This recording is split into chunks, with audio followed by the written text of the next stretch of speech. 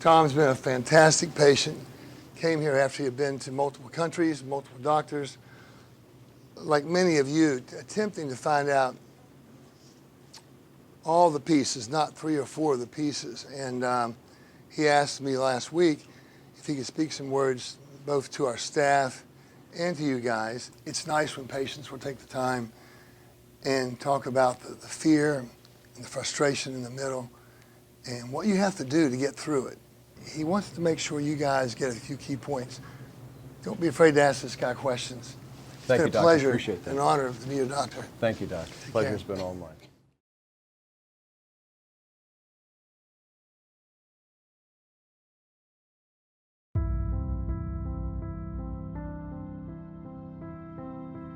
The name of this story is the 4-letter word. The American Cancer Society estimates that there will be approximately 228,000 new cases of lung cancer in the United States in 2019. Packs of cigarettes come with warning labels. Cigarette smoking has become illegal in many confined spaces in the United States. But how many people are infected with deadly mold every year? We don't know because nobody's looking and nobody cares. Our homes, our offices, our schools, our hotels, our restaurants, our movie theaters, to name a few, are colonized with deadly toxic mold, and yet we are welcomed into these establishments with open arms. There is no law against it, and there are no warning signs that say this school building contains deadly mold. All teachers and children should enter at their own risk and peril. Mold toxicity, petroleum toxicity, Lyme disease, and the many co-infections that go with it destroy our health. But we all know that the physical symptoms are only part of the story. What about the emotional side? How many doctors have you been to that couldn't find or fix your problems? How many treatments have you undergone that were the results of a misdiagnosis? Nothing more than chasing ghosts. How many of you have been labeled as hypochondriacs? And I don't mean only from your doctors. I'm also talking about your friends, your family, your coworkers. The lack of emotional support that these sicknesses engender is the other part of the suffering. The quiet part that makes the struggle so much more challenging than it already is. My name is Tom Andrew, and I'm one of you. I'm here today to tell you some good news. Today is my last day at this clinic.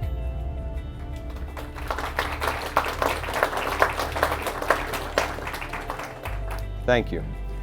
I'll come back once in a while for a checkup to make sure I stay on track, because we live in a toxic world, and I believe that an ounce of prevention is worth a ton of cure. Oops, I said it. I used a 4-letter word.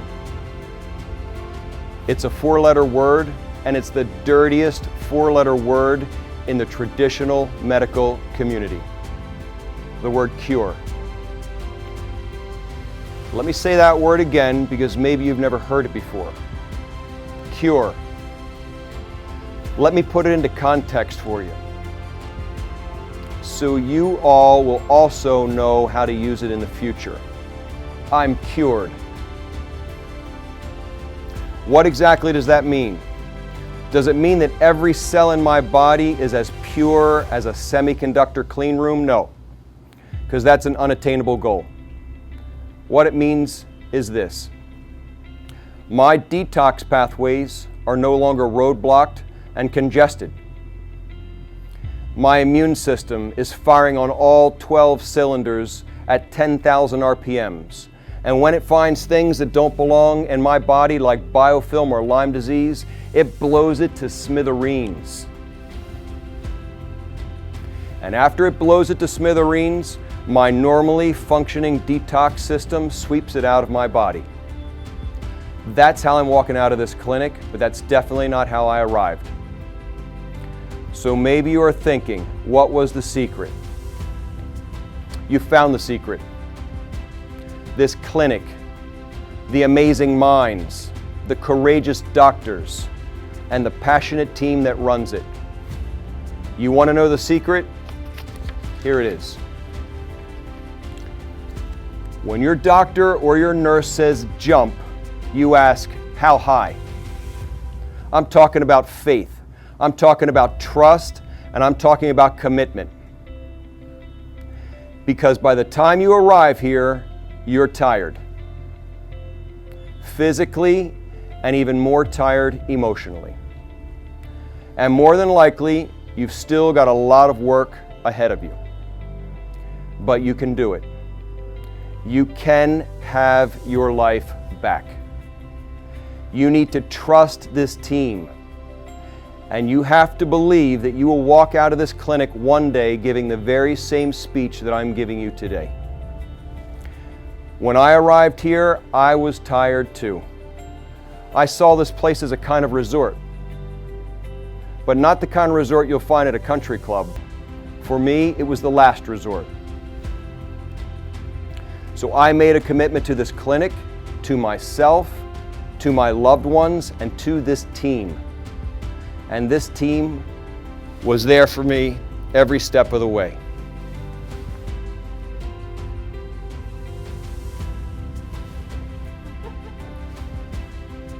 And if you put your faith and your trust in this team, they will be there for you too. Because this isn't a job for these people, this is their life. This is their passion. They eat it, they drink it, they breathe it, they sleep it, and they do it every morning, every afternoon, and every night. And for many of us, in the middle of the night. We all have a lot of things to be grateful for in this world, and I want to take this time to tell everyone in this clinic, doctors, nurses, and support staff, thank you for saving my life. Thank you for restoring my quality of life. And thank you for doing it with such extraordinary compassion and kindness.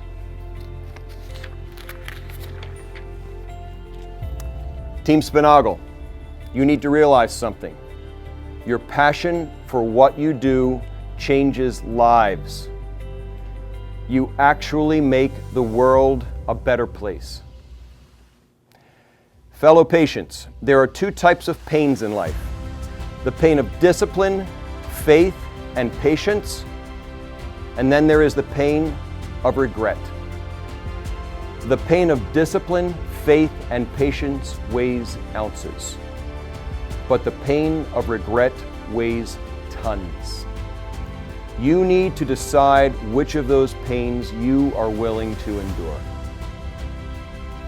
But since I've already read this book, I'm going to tell you how it ends. Be disciplined, have faith, and be patient, and you will have your life back too. During my time here at this clinic, many people have asked me the same questions. How do you do it? How do you do all that you do when you are so sick? How do you stay positive, productive, energetic? This clinic will do everything in their power to restore your health, but you don't have to take a passive role in your healing process. There is no doubt that healing is hard work, both physically, emotionally, and sometimes the challenge can feel overwhelming. But there are things that you can do to keep your body in the optimal healing state and set yourself up for success. You wouldn't take a final exam without studying. You wouldn't enter a competition without strategy and preparation. So why would you take on one of the biggest challenges of your life without setting yourself up for success? You shouldn't. So here are some weapons to put in your arsenal. Morning gratitude. We all have things to be grateful for, even when we feel hopeless. Gratitude takes the focus off of your illness and puts it on things that make you feel good.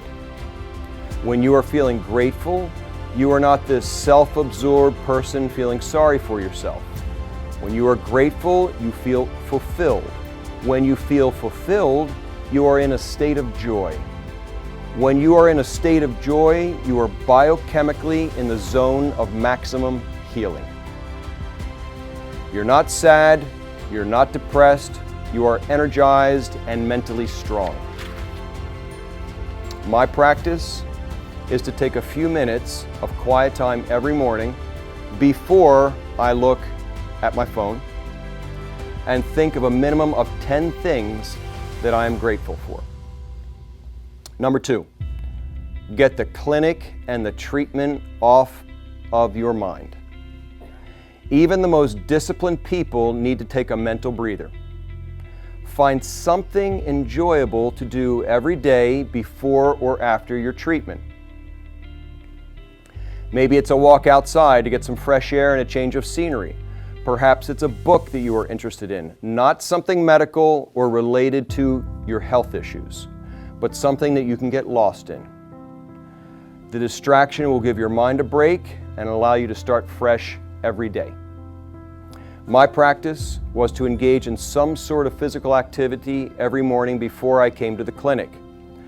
When I was at the clinic each day, I was being productive over in this corner, working diligently at my job. At night, before I would go to bed, I would read something that was truly interesting to me. And the reading was instrumental in helping me fall asleep those many nights when I was very electrified. Find your thing and do it every day and every night. Number 3, reward yourself. Indulge in something pleasurable as a way of patting yourself on the back. Maybe it's going to a new restaurant or a movie on the weekend. Tampa, Clearwater has a lot of attractions: sports, beaches, zoo, aquarium. It's difficult to be sad when you're watching monkeys playing at the zoo. My practice was to get out of my apartment every single weekend and do something fun. When I would return to the clinic on Monday morning, I felt recharged. Practice selflessness.